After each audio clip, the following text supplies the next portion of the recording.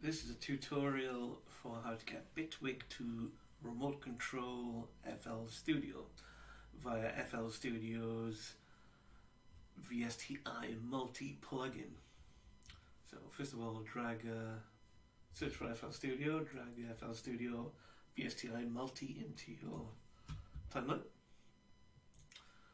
And if you want to get to FL Studio, you can click on the logo and it'll take you in. I'll just change instrument 1 to something a bit better, say some styrus.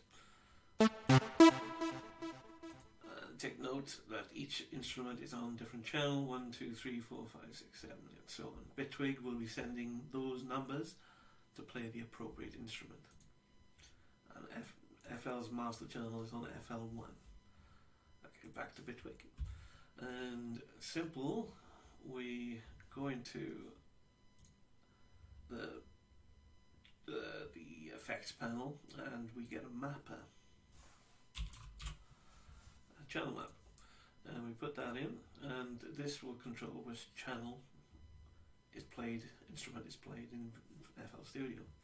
So let's create some notes for testing. And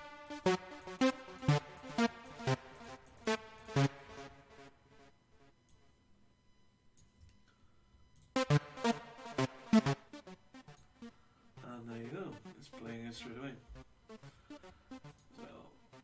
All you have to do is just map it via that. So if you want to change it, double click, enter number. If you want to change the instrument, as you can see, number 2 playing. And let's replace that with something else.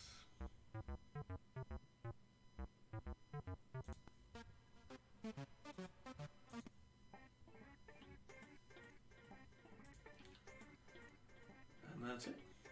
Thank you for watching.